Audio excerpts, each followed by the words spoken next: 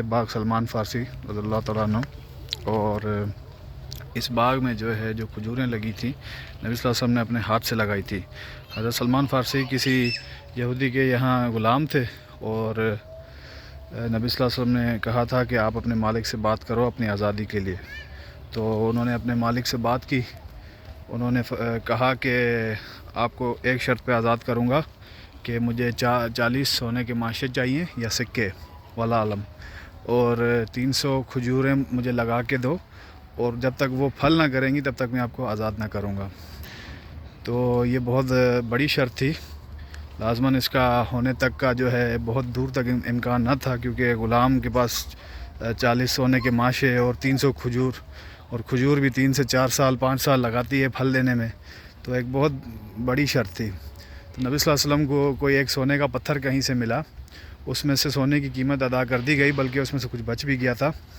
باقی جو ہے 300 کھجور تو سلمان فارسی نے اصحابیوں کو عرض کیا، انہوں نے کسی نے 10 کھجوریں دیں، کسی نے 15 دی، کسی نے 40 دی، کسی نے 50، ایسے کر کے 300 کھجور ان کو مل گئیں۔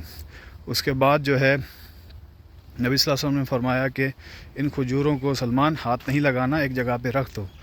تو اس کے بعد آپ صلی اللہ علیہ وسلم آئے اور اپنے ہاتھ سے جو ہے ایک ایک کھجور جو ہے اس کا پودا لگایا، چھوٹے چھوٹے پودے تھے ان کو یہاں لگایا، اور اسی سال جو ہے ان کھجوروں نے پھل دیا۔ اس کے بعد جو ہے حضرت سلمان فارسی آزاد ہوئے۔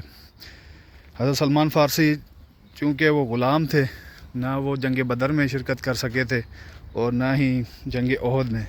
جنگ خندق میں انہوں نے آزادی کے بعد شرکت کی تھی، ان کا بہت بڑا رول تھا جنگ خندق میں۔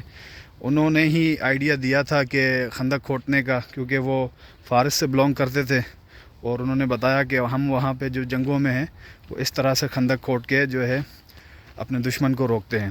تو یہ آئیڈیا نبی صلی اللہ علیہ وسلم کو بہت ہی پسند آیا، تو اس میں جو ہے انصار میں اور مہاجرین میں نعرے بازی ہوئی کہ انصار نے کہا کہ سلمان ہمارا ہے، انصار میں سے۔ مہاجرین نے کہا نہیں، سلمان مہاجرین میں سے ہے، کیونکہ وہ ہجرت کر کے آیا ہے فارس سے۔ تو اس پہ نبی صلی اللہ علیہ وسلم نے فرمایا کہ سلمان من اہل بیت، سلمان جو ہے اہل بیت میں سے ہے۔ تو ایک اجمی کو ماشاءاللہ اتنی بڑی اللہ تعالیٰ نے سعادت دی، سبحان اللہ۔